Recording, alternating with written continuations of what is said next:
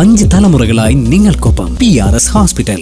നമ്മുടെ രാഹുൽ ഈശ്വർ NIA നിരീക്ഷണത്തിലാണ് എന്നാണ് സോഷ്യൽ മീഡിയ ഹാൻഡിലുകളിൽ വന്നുകൊണ്ടിരിക്കുന്ന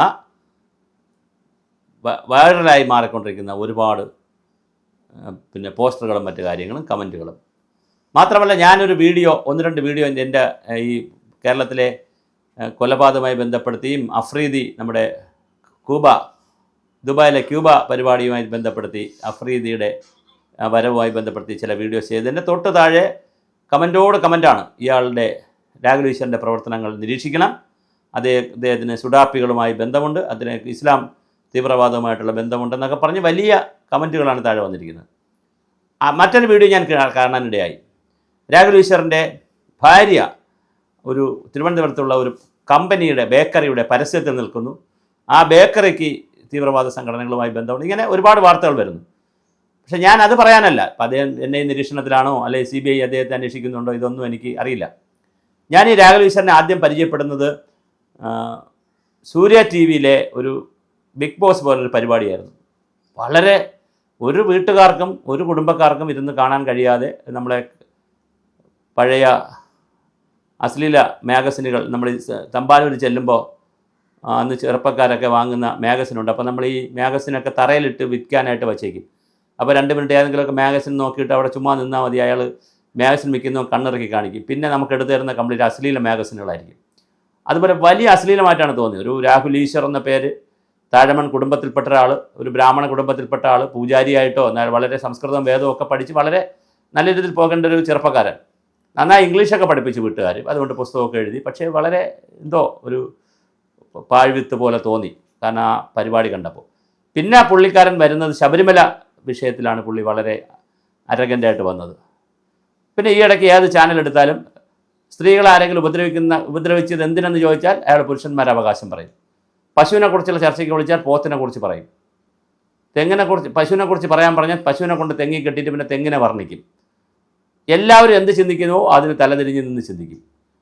പൊതുസമൂഹം എന്ത് ചിന്തിക്കുന്നുമോ മാറി ചിന്തിക്കാം. അങ്ങനെ ചിന്തിച്ചതുകൊണ്ട് കുഴപ്പമൊന്നുമില്ല. പക്ഷേ ജനസാമാന്യത്തിനും പൊതുജനങ്ങൾക്കും കേട്ടാൽ ദഹിക്കാത്ത അറപ്പുളവാക്കുന്ന പൊറുപ്പുളവാക്കുന്ന ചർച്ചകളാണ് പലപ്പോഴും.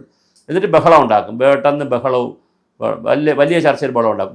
ദിലീപ് ശരിയാണ്, കോടതി പോലും ശരിയാണോ തെറ്റാണോ എന്ന് തീരുമാനിച്ചിട്ടില്ല. അപ്പോൾ അതിനിടയിലാണ് ശരിയാണ് എന്ന് പറയുന്നത്. തെറ്റാണെന്ന് പറയും ആളുകൾ. എന്താണ് നമ്മുടെ നാട്ടിലെ രീതി? ഒരാൾ മോഷ്ടിച്ചാൽ അയാൾ മോഷ്ടിച്ചില്ലെന്ന് തെളിയിക്കുന്നത് വരെ കോടതിയോ അയാൾ മോഷ്ടാവ് തന്നെയാണ്, അങ്ങനെയാണല്ലോ.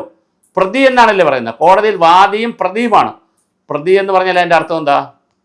തെറ്റ് ചെയ്തവനെന്നുള്ളതാണ്. പിന്നെ അത് ചെയ്തിട്ടില്ല എന്ന് തെളിയിക്കുമ്പോൾ അദ്ദേഹം വാദിയായി മാറും, അല്ലെങ്കിൽ അദ്ദേഹം ഇപ്പുറത്തെ പക്ഷത്ത് വരും. അതുകൊണ്ട് അതുവരെ അദ്ദേഹം പ്രതിയുടെ പക്ഷത്താണ്, അദ്ദേഹം തെറ്റുകാരൻ്റെ പക്ഷത്താണ്. ഇപ്പോൾ ഒരാളെ കൊന്നു, ചിലപ്പോൾ മറ്റൊരാളായിരിക്കും കൊന്നത്, എന്നാലും ഒരാളെ കൊന്നെന്ന് പറഞ്ഞ് കൊലപാതകത്തിന് പിടിച്ചുകൊണ്ട് പോയാൽ കോടതി അദ്ദേഹത്തെ നിരപരാധിയാണെന്ന് തീരുമാനിക്കുന്ന വരെ പ്രതിയാണ്. അങ്ങനെ തന്നെയാണ് ചോദ്യങ്ങൾ. താങ്കൾ തെറ്റ് ചെയ്തോ, താങ്കൾ അന്ന് അവിടെ പോയിരുന്നുവോ, എത്ര പ്രാവശ്യം കുത്തി, എല്ലാം ചോദിക്കുന്നത് തെറ്റ് ചെയ്തു എന്ന് സ്ഥാപിക്കാൻ തന്നെയാണ്. പിന്നെ ചിലപ്പോൾ ചെയ്തില്ല എന്ന് വരും, അതുകൊണ്ട് പ്രതിയാണ്. അപ്പോൾ പ്രതിയായി നിൽക്കുന്ന ആളുകൾക്ക് വേണ്ടി വെള്ള പൂശാൻ, അത് നമ്മളെ ചെമ്മണ്ണൂറിന് വേണ്ടിയും ബോബി ചെമ്മണ്ണൂറിന് വേണ്ടിയും ദിലീപിന് വേണ്ടിയും പുരുഷന്മാർക്ക് വേണ്ടിയും എന്നൊക്കെ പറഞ്ഞാൽ ഒരുപാട് സ്ഥലങ്ങളിൽ ഇയാൾ വരാറുണ്ട്.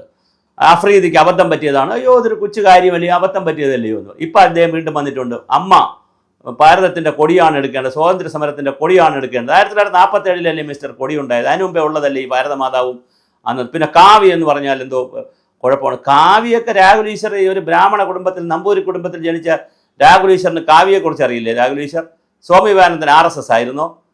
പണ്ട് കാലത്തൊക്കെ മുൻകാലങ്ങളിൽ എല്ലാ അമ്പലങ്ങളിലും മഹാഭാരതത്തിൻ്റെ കൊടിയുടെ ചിഹ്നം, യുദ്ധത്തിന് പോകുന്ന കൊടിയുടെ നിറം എന്താണ്? സന്യാസിമാരുടെയും സ്വാമിമാരുടെയും ഋഷിമാരുടെയും എല്ലാം മഞ്ഞയും ചുവപ്പും കുങ്കുമവും ഒക്കെ ഉള്ള കാവ്യ നിറങ്ങളല്ലേ? അത് RSS എടുത്തത് വേറെ കഥ, അത് വേറെ ചർച്ചയാണ്. RSS എടുക്കേണ്ടതെന്ന് വേണമെങ്കിൽ പറയണം, അല്ലെങ്കിൽ BJP എടുത്തത് വേറെ കഥ. പക്ഷെ കാവ്യ എങ്ങനെയാണ് ഒരു മതത്തിൻ്റെ ഒരു മതമല്ല, ഒരു തീവ്രവാദത്തിൻ്റെ ചിഹ്നമാകുന്നത്? അപ്പോൾ ആരെങ്കിലും എന്തെങ്കിലും പറഞ്ഞാൽ നേരെ തിരിച്ചു പറയുക. അപ്പോഴാണ് താങ്കൾ അങ്ങനെ പറഞ്ഞു വരുമ്പോഴാണ് താങ്കൾക്ക് തീവ്രവാദ സംഘടനകളുമായി ബന്ധമുണ്ടോ? പിന്നെ ഒരു ചോദ്യം ചോദിച്ചിട്ടുണ്ട്, താങ്കൾക്ക് എന്താണ് ശരിക്കും ജോലി, എന്താണ് വരുമാനം, താങ്കളുടെ ബാങ്ക് അക്കൗണ്ട് ഡീറ്റെയിൽസ് പബ്ലിഷ് ചെയ്യണം. കാരണം താങ്കൾ വലിയൊരു പൊതുപ്രവർത്തകനാണ്. താങ്കൾക്ക് എവിടെ നിന്നാണ് പണം വരുന്നത്, ഏത് വിദേശ രാജ്യത്തു നിന്നാണ്, ISA നിന്ന് വരുന്നുണ്ടോ, അല്ലെങ്കിൽ തീവ്രവാദ ഗ്രൂപ്പുകളിൽ നിന്ന് വരുന്നുണ്ടോ, സുഡാപ്പികൾ തരുന്നുണ്ടോ, ആരാണ് താങ്കളുടെ സ്പോൺസർ എന്നുള്ളത് അറിയാൻ കേരള സമൂഹത്തിന് താല്പര്യമുണ്ടെന്നാണ് ഈ നമ്മുടെ സോഷ്യൽ മീഡിയ ഹാൻഡിലുകളിൽ വരുന്നത്. ഇത് ഞാൻ താങ്കളുടെ ശ്രദ്ധയിൽപ്പെടുത്തിയത് താങ്കൾ അത്യാവശ്യം വിവരമുണ്ട്, ഒരു വിജ്ഞാനവും വിവരമൊക്കെ ഉള്ള ഒരാളാണ്. ഒരുപാട് ചാനലുകളിൽ താങ്കൾ പോകുന്നതാണ്. അപ്പോൾ താങ്കളുടെ വിവരം പോസിറ്റീവായ നല്ല കാര്യങ്ങൾക്ക് ഉപയോഗിച്ചാൽ നല്ല റിസൾട്ട് ഉണ്ടാകും. അത്തരത്തിൽ ഉപയോഗിക്കാൻ വേണ്ടിയിട്ടാണ് താങ്കളുടെ ശ്രദ്ധയിൽ ഇങ്ങനെ ഒരു വീഡിയോ ചെയ്ത് താങ്കളുടെ ശ്രദ്ധയിൽപ്പെടുത്തുന്നത്. താങ്കൾ ശ്രദ്ധയിൽപ്പെട്ട് കാണുമെന്ന് എനിക്കറിയില്ല. എന്തായാലും താങ്കൾ NIA നിരീക്ഷണത്തിലാണ് എന്ന് പറയുന്നത്. എനിക്കും അത്തരത്തിലൊരു സംശയങ്ങളില്ലെങ്കിലും താങ്കളുടെ വാദങ്ങൾ കേൾക്കുമ്പോൾ ഒരുതരം വെറുപ്പിൻ്റെ വാദങ്ങളാണ്. താങ്കൾ എന്താണോ സാമാന്യ യുക്തിക്ക് നിരക്കുന്നത് അതിനെ പറഞ്ഞ് പട്ടിയെ പേപ്പട്ടിയാക്കി, ആടിനെ പട്ടിയാക്കി, പട്ടിയെ പേപ്പട്ടിയാക്കി, പേപ്പട്ടിയെ തല്ലിക്കൊല്ലുക എന്നൊക്കെ പറഞ്ഞു കേട്ടിട്ടുണ്ട്. ആ രീതിയിലുള്ള വളരെ വികലമായ ചർച്ചകളാണ് താങ്കൾ പലപ്പോഴും നടത്തുന്നത്, ഓരോ വിഷയത്തിലും വന്നിരുന്ന് നടത്തുന്നത്. അത് താങ്കൾ ഒഴിവാക്കണം. താങ്കൾ എല്ലാവരും എന്ത് പറയുന്നു അതിന് പിന്നെ താങ്കളുടെ വേറൊരു ബുദ്ധിയുണ്ട് കേട്ടോ. ഞാനത് താങ്കളുടെ വീഡിയോസ് ഞാൻ പലപ്പോഴും ചിലതൊക്കെ കണ്ടിട്ടുണ്ട്. അത് ഞാൻ ഇതിനകത്ത് ഇടുന്നില്ല. ശരിക്കും ഇടേണ്ടതാണ്. താങ്കളുടെ യഥാർത്ഥ മുഖം ലോകം അറിയണമെങ്കിൽ ഇത് ഇടേണ്ടതാണ്. താങ്കൾ രാവിലെ ഒരു വീഡിയോ ഇടും, അഫ്രീദി കുഴപ്പമാണെന്ന് പറഞ്ഞ്. ഉച്ചയ്ക്ക് വേറെ വീഡിയോ ഇടും, അഫ്രീദി നല്ലവനാണെന്ന്, അഫ്രീദിയെ വെളുത്തൊട്ടിച്ച് തേച്ചുകൊണ്ടൊരു വീഡിയോ ഇടും. രാത്രി വീഡിയോ ഇടും, ഇത് രണ്ട് ശരിയല്ല എന്ന്. അങ്ങനെ ഒരു ബിസിനസ് ഇതിനകത്തുണ്ട് താങ്കൾക്ക്. അതുകൊണ്ട് താങ്കൾക്ക് നിലപാടൊന്നും ഇല്ല എന്ന് വേണ്ട മനസ്സിലാക്കാൻ. പിന്നെ ഞാൻ അത്ര സ്പെസിഫിക് ആയിട്ട് ഇടുന്നില്ല, കാരണം അങ്ങനെ പറയുന്നത് ശരിയല്ല. മറ്റൊരു വ്യക്തിയെ അങ്ങനെ വ്യക്തി അധിക്ഷേപം നടത്തുന്നതോ അദ്ദേഹത്തിൻ്റെ പ്രവൃത്തികളെ കാശുണ്ടാക്കാൻ വേണ്ടി ചെയ്യുന്ന ഗിമ്മിക് പരിപാടികളെ ഒന്നും എടുത്ത് വിമർശിക്കുന്നത് ശരിയല്ല. പക്ഷേ താങ്കൾ ഒരു നിലപാടുമില്ലാത്ത വ്യക്തിയാണ്. അങ്ങനെ നിലപാട് വരുന്നതെല്ലാം വൃത്തികെട്ട നിലപാടുകളാണ്. എനിക്ക് മാത്രമല്ല തോന്നിയിട്ടുള്ളത്, പൊതുസമൂഹത്തിനാകെ ഇത് തോന്നുന്നുണ്ട്. താങ്കൾ ആരെയൊക്കെയോ വെള്ള പൂശാൻ, ആരെയൊക്കെയോ സംരക്ഷിക്കാൻ വേണ്ടി താങ്കൾ ചാടി വീഴും. ഒരു കഴിവ് കിട്ടിയിട്ടുണ്ട് താങ്കൾക്ക്. ആ കഴിവിനെ ദുരുപയോഗം ചെയ്യരുത്. നല്ല കാര്യങ്ങൾക്ക് ഉപയോഗിച്ചാൽ വലിയ അത്ഭുതങ്ങൾ സൃഷ്ടിക്കാൻ പറ്റും. സമൂഹത്തിന് ഒരുപാട് കാര്യം ചെയ്യാൻ പറ്റും. പക്ഷേ ഇപ്പോൾ ചെയ്തുകൊണ്ടിരിക്കുന്ന പണി മാറി ഒന്ന് പിടിക്കണം. തീർച്ചയായിട്ടും ഒന്ന് നിങ്ങളുടെ ലൈൻ ട്രാക്ക് ഒന്ന് മാറ്റി പിടിക്കണം.